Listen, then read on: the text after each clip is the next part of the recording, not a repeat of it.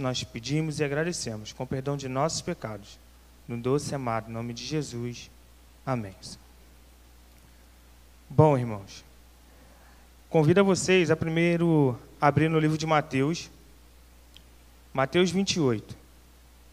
É um texto bastante conhecido, mas a gente vai usar ele como introdução para essa mensagem de hoje. Mateus 28, os versículos são 19 e 20.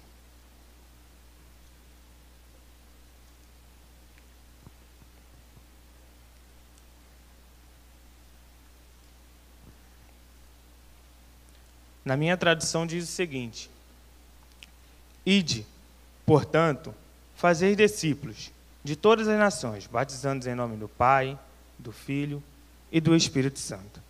Mas a segunda parte é que nós vamos nos atentar, ensinando-os a guardar todas as coisas que eu vos tenho ordenado. E eis que estou convosco todos os dias até a consumação dos séculos. Jesus aqui estava ministrando para os seus discípulos numa grande comissão. Nós já sabemos dessa parte do relato. Só que Jesus deu uma ordem expressa para que eles não fossem de qualquer maneira, eles fossem ensinando. E o que Jesus fala para nós hoje, nessa noite, é que Ele vai nos ensinar mais uma vez.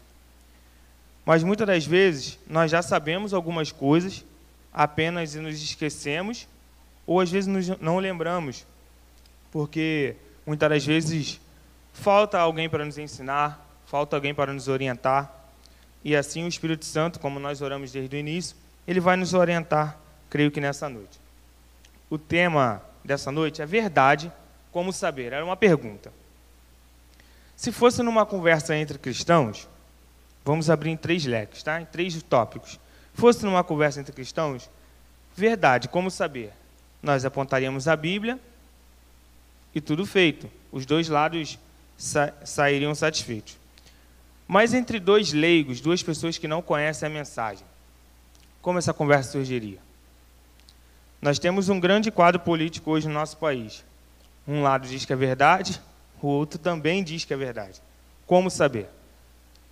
E agora, se fosse uma conversa entre alguém cristão e alguém que não é cristão? E é nesse ponto que nós vamos trabalhar a mensagem de hoje. Nós vamos nos colocar no lado que somos cristãos, e assim nós vamos aprender a nos pronunciar certos tipos de coisas com algumas pessoas que não são cristãos. Isso é fato. Nós precisamos aprender como falar com essas pessoas, como apresentar essa verdade para as pessoas.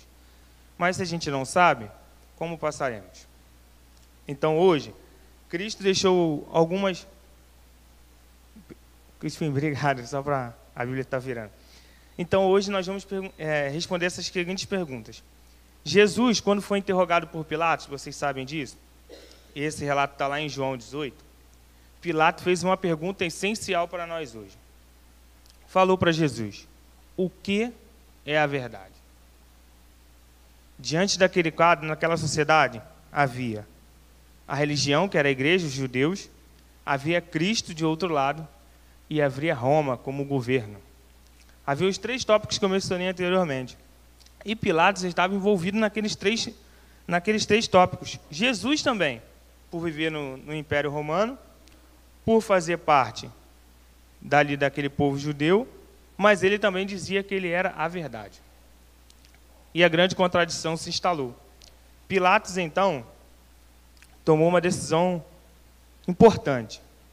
Botou do lado do povo, o povo decidir. De um lado ele bota Barrabás, e de outro lado ele coloca Jesus. Vocês já sabem quem o povo escolheu. Mas o que eu quero me atentar é que o povo só escolheu aquilo que a própria igreja também escolheu. O primeiro a se levantar naquela grande multidão, na conferência que Pilatos reuniu a igreja, foi a própria igreja que levantou para crucificar Jesus. A grande verdade que era expressa na palavra de Deus, naquele momento a igreja conseguiu jogar por terra, por simplesmente não entender o que é a verdade. Então, para nós caminharmos Contrário àquela igreja daquela época, nós precisamos nos apegar à verdade e saber quem é a verdade. Hoje, se eu perguntar para qualquer um de vocês, vocês vão dizer certamente que a verdade é Jesus. E Ele é a única verdade para nós. Mas como apresentá-la para que o mundo não crucifique Jesus novamente? Por quê? Se o grande sacrifício dele, na sua vinda, já completou todo o que era prescrito nas tradições, de que o Cordeiro viria e morreria em nosso lugar, mas agora como apresentamos esse Cordeiro, que já é taxado como uma verdade absoluta no meio cristão? Só que o mundo não enxerga a verdade como nós a enxergamos. Esse é o grande porém. A Bíblia nos orienta, e nós vamos abrir bastante o livro de João. Eu peço a vocês que me acompanhem. Só alguns versos, para que vocês possam ficar introduzidos. João, capítulo 14, é bastante versículos conhecidos, fáceis de achar, para a gente ser um pouco didático. João 14, 6. Jesus, mais uma vez, respondendo agora aos discípulos. Ele diz assim, respondeu-lhe Jesus: eu sou o caminho, a verdade e a vida. Ninguém vai ao Pai senão por mim. E agora, passa um pouquinho nas suas Bíblias. Em João 17, versículo 17, também Jesus diz o seguinte, mais uma vez indagado pelos aqueles de dentro. Ele diz assim, santifica-os na verdade. A tua palavra é a verdade. Paremos por aqui. Se Jesus expressa, primeiro pelo cuidado que ele tem para com os de dentro, e depois, após 3 anos e meio, ele expressa esse cuidado da verdade para os de fora. Vamos ficar apenas com os 3 anos e meio de Cristo aqui dentro. Agora vamos dividir em 2 partes. Quando Cristo pega essa verdade, e naquela época não existia Novo Testamento, e a gente já quebra um paradigma. Então, naquela época, qual era a verdade? O Antigo Testamento. Jesus, então, só falava e se pronunciava acerca do que ele queria, citando o Antigo Testamento, Isaías e tantos outros. E nós temos o grande privilégio de termos o Evangelho do Antigo e do Novo. Então, primeira dica, quando nós nos depararmos com o quadro cristão, com outro evangélico, nós sim podemos citar esse grande exemplo que eu dei agora. Mas se eles anulam o Antigo Testamento, então eles anulam Jesus. E anulando Jesus, anula a verdade. É simples, é uma artimanha básica de Satanás. Satanás ele pega nas minuciosas partes, como ele fez no Antigo Testamento, como ele fez na época de Jesus, para anular a verdade que Jesus carregava. Só que a verdade que Jesus carregava era maior do que a nossa, porque ele era a verdade. Ele era a verdade em carne. Mas hoje, nós temos essa verdade escrita. E amém por isso, porque Jesus nos deixou esse privilégio. Só que agora nós temos um outro quadro. Quando nos deparamos com aqueles que não são evangélicos e citamos a Bíblia, não tem finalidade, porque ele não tem conhecimento que essa palavra é verdade e ele não crê que essa palavra é verdade. Como atingir aquela pessoa com essa verdade que nós possuímos? Atitudes, atos, compaixão. A Rose citou aqui uma atitude que ela tomou diante. Muitas das vezes as pessoas não vão acreditar no que está escrito aqui, mas isso não invalida esse livro, que é a palavra de Deus, a verdade. Só que muitas das vezes ela vai acreditar na sua postura e na sua fala. Deixa eu dar um dado. 72% dos nossos jovens e adolescentes, e eu digo cristãos e não cristãos, eles não sabem responder o que é verdade. Eles não sabem, e eu falo isso com tristeza, eles não sabem pronunciar quem é verdade, porque eles não conhecem. Porque se conhecessem, saberiam pausadamente manusear esse livro e explicar para o seu amigo da escola, para o seu amigo da faculdade, em qualquer ambiente que eles estivessem. Quando Jesus diz, santifica-os na verdade, ele diz para nos prepararmos mediante a essa verdade. E para nós que somos cristãos, essa é uma verdade absoluta. Não pode ter outra verdade. Se estivermos caminhando para uma outra verdade, seja ela política, religiosa, social, cultural, nós estamos fugindo do caminho que é verdade, que é Jesus. Agora, se firmamos os nossos alicerces mediante a essa palavra, seja qual for a nossa área de atitude e a nossa área de trabalho, e eu digo trabalho não no sentido físico, mas trabalho missionário, trabalho social, como a gente tem. Então, eu vou me encaminhando para isso. Mas agora, em João 8, volta um pouquinho nas suas Bíblias, João 8, 31.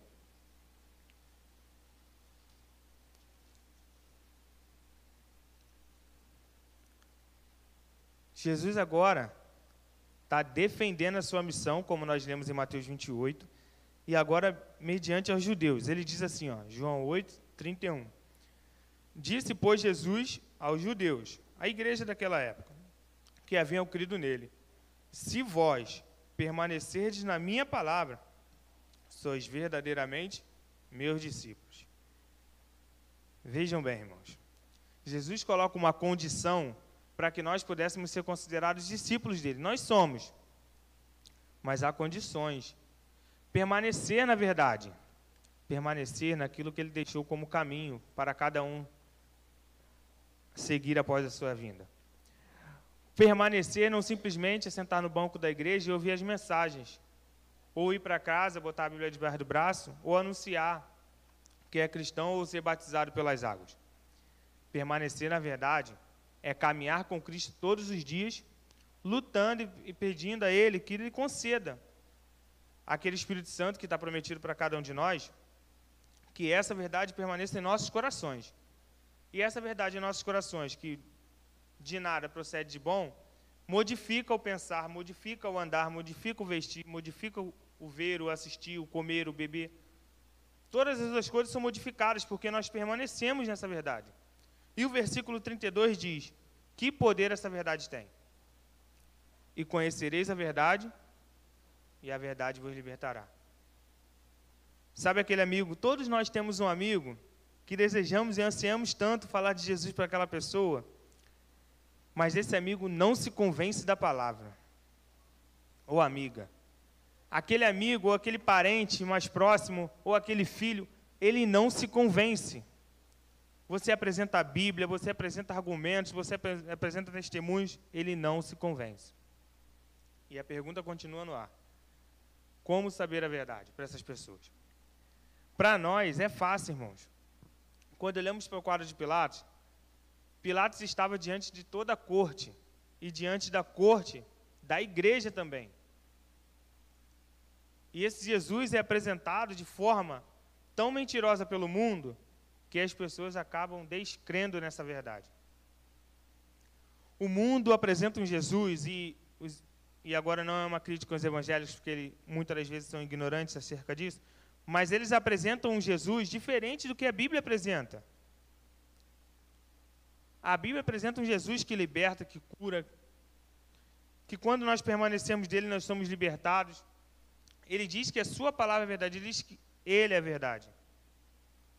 Mas quando olhamos para tudo que o mundo fala como Jesus, nós olhamos um Jesus bonito nos filmes, nós olhamos um Jesus que tem preferência nos filmes. Cuidado, irmãos, porque a cultura pode nos influenciar a apresentar outro Jesus a não ser o da Bíblia. Esse é um grande perigo que a igreja correu nos tempos apostólicos e, infelizmente, caiu no erro. Apresentaram Jesus errado e acabaram crucificando Jesus. Esse Jesus que é apresentado na Bíblia, na minha e na sua, nós temos Bíblias diferentes. Ele é taxado como alguém que se importa, alguém que ama, e por isso cuida. Mas agora, sem interesse material, nós vamos apresentar um Jesus hoje em dia, que para você receber a cura, você precisa dar. Dar bens, dar o seu corpo, dar tudo que você tem, mas exceto o coração. Mas quando Jesus, na verdade, pede, em Provérbios 23, 26, filho meu, dá-me o teu coração para que os teus olhos se alegrem no meu caminho. Jesus está te pedindo o seu coração e o meu coração. O que está te pedindo aí fora não é o Jesus da Bíblia.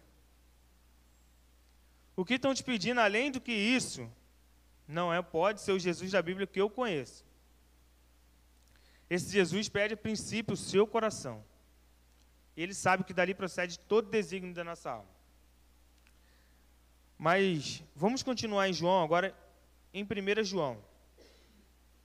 Vamos lá para o final das nossas Bíblias. E eu quero citar mais 2 textos. Já estamos se encaminhando para o final. 1 João 1,6.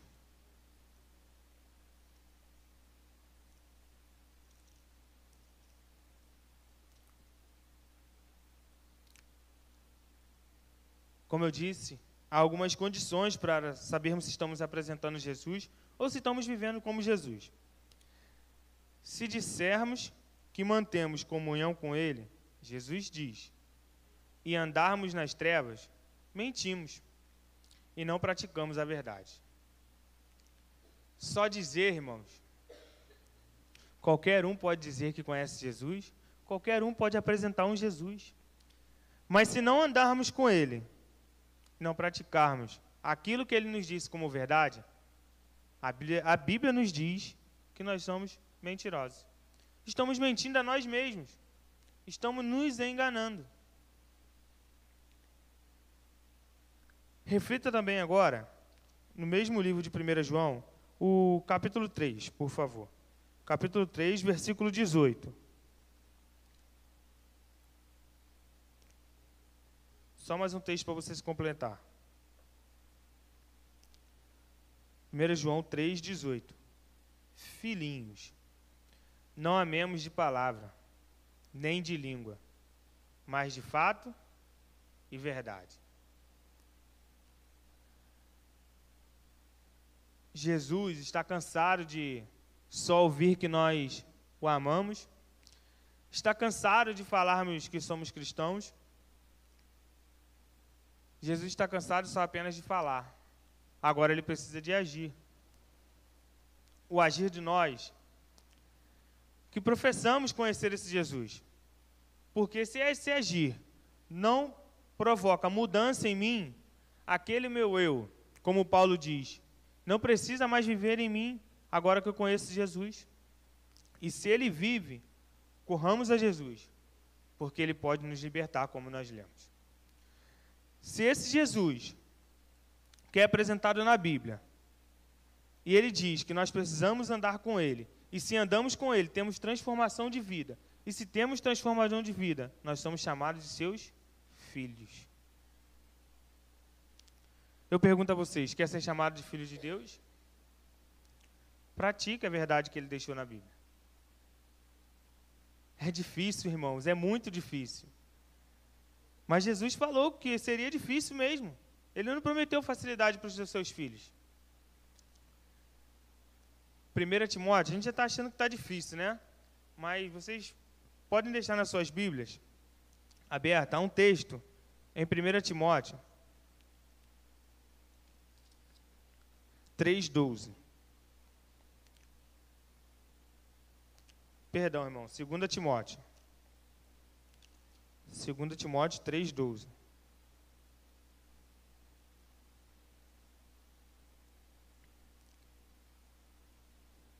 Jesus diz para nós permanecermos na verdade, somos exortados para permanecer na verdade. Mas aquele que permanece na verdade, em algum momento, vai se enquadrar nesse texto aqui, ó. Ora, todos quantos quiserem viver piedosamente em Cristo Jesus, padecerão perseguições, serão perseguidos em algumas traduções. Se a nossa vida está muito fácil, irmãos, se nós não temos conflitos entre aqueles que nós temos contato, que são leigos da palavra, se eles não indagam alguma coisa para artimanha, para te tirar do caminho, para fazer com que você peque, em algum momento estamos errando. Em algum momento não estamos praticando a verdade absoluta que é a palavra de Deus. E é por isso que o inimigo ainda não está furioso com você e comigo. Porque essa verdade, quando ela é explícita em nós, da mesma forma como foi em Jesus e nos discípulos, eles padeceram perseguições. Mas eu não estou colocando aqui para ninguém ter medo não, tá, irmãos? Eu só estou dizendo que ao passo que nós caminhamos com Cristo, o mundo começa a nos odiar. Porque o mundo odeia Jesus. Isso já foi comprovado há 2000 anos atrás, quando eles escolheram Barrabás ao invés do Cristo. É fato que isso vai acontecer. Irmãos, o último texto, e eu queria que você gravasse bem esse texto. 2 Timóteo, 1 Pedro 2,9. 1 Pedro 2,9.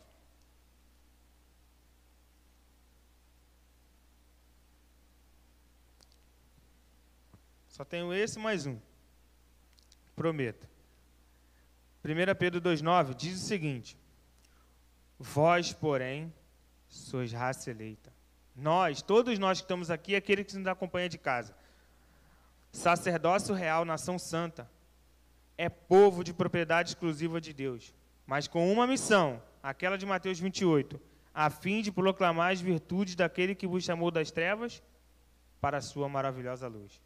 É para isso que nós fomos chamados, é para isso que nós fomos comissionados aí ao mundo. É para tirar esse mundo de trevas e apresentar Jesus, que é a luz. Se não estamos fazendo isso, irmãos, precisamos correr aos braços de Jesus. E eu quero que você abra mais um texto. Colossenses 2, 6. Colossenses 2, versículo 6.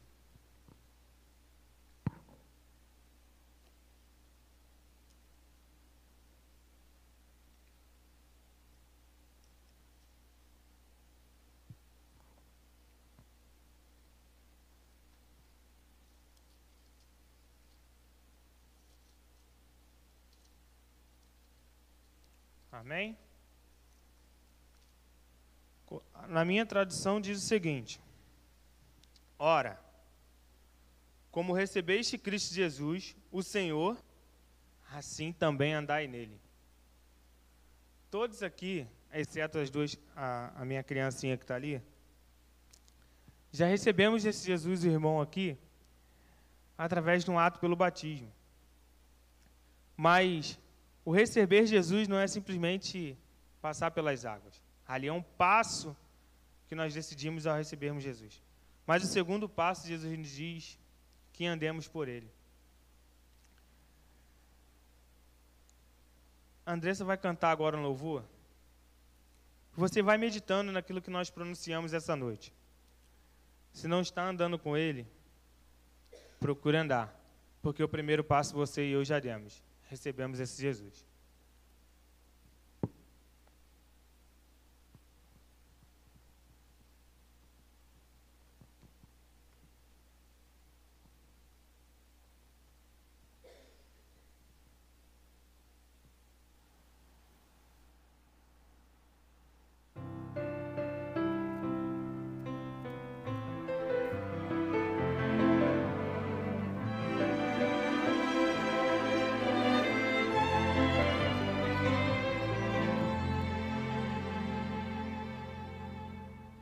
Hoje, se ouvirdes a sua voz, não endureçais o vosso coração. Essas são palavras do Espírito de Deus, que outra vez você ouviu. Não resista mais ao convite. Nos braços de Jesus cabemos todos nós. Ele nos restaura com o toque de sua mão. Mas qual será sua decisão? Para toda culpa e dor, Jesus tem a cura. Para quem quer viver, Ele é o pão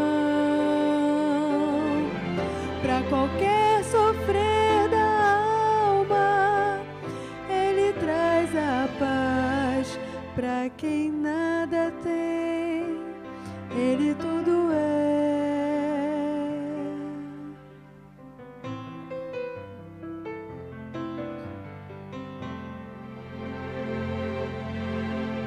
Não resista mais ao convite.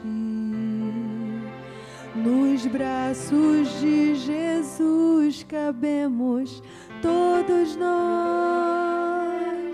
Ele nos restaura com o toque de sua mão. Mas qual será sua decisão? Para toda culpa e dor, Jesus tem a cura. Para quem quer viver, Ele é o pão. Para qualquer sofrer da alma, Ele traz a. Para quem nada tem, Ele tudo é. Para toda culpa e dor, Jesus tem a cura. Para quem quer viver, Ele é o pão. Para qualquer sofrer da alma, Ele traz a paz.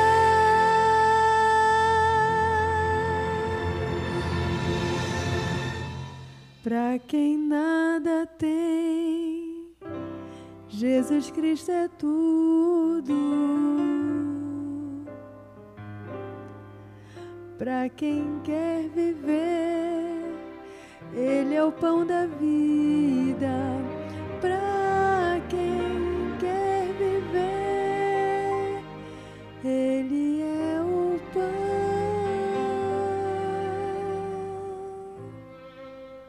Amém.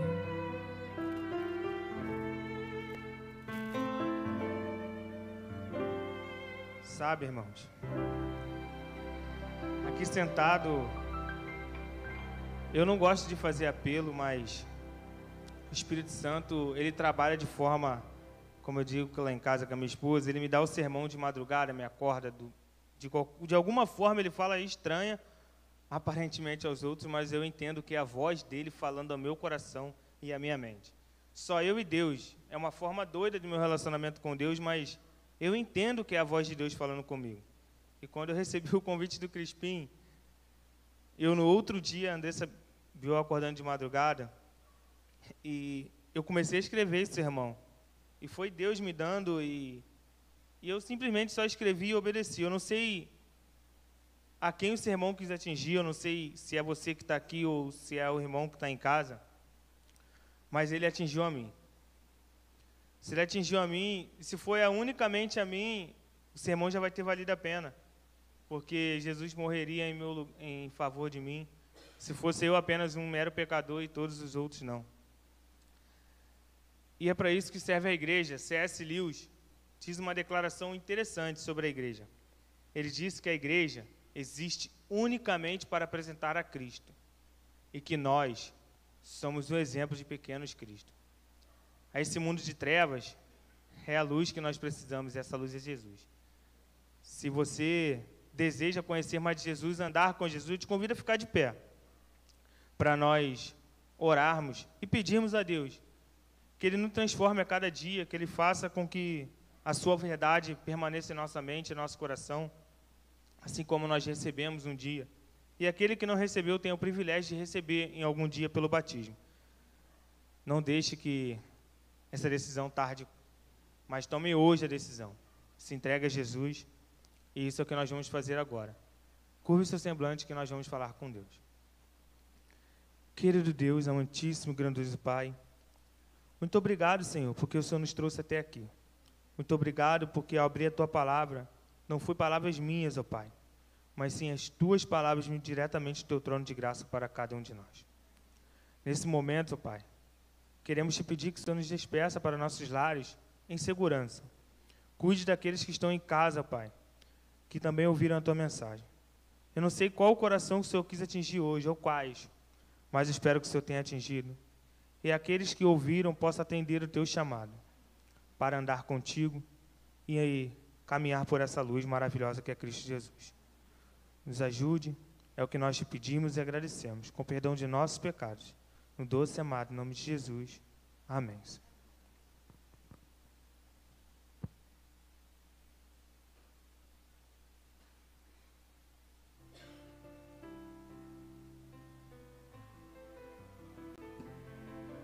Gostaria de agradecer a presença de todos, agradecer a você que esteve aí ligadinho conosco, no culto no meio da semana.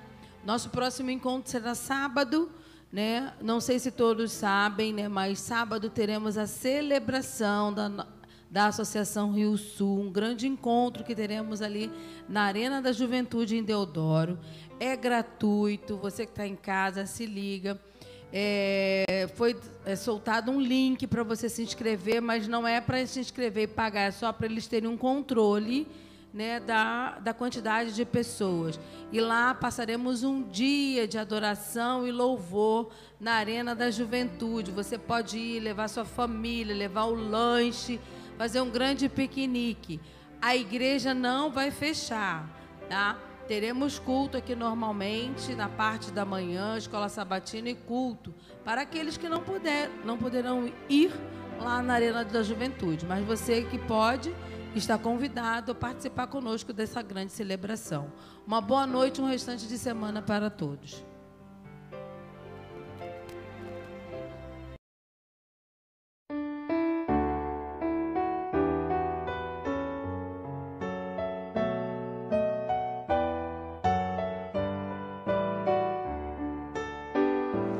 Ao sair deste santo lugar,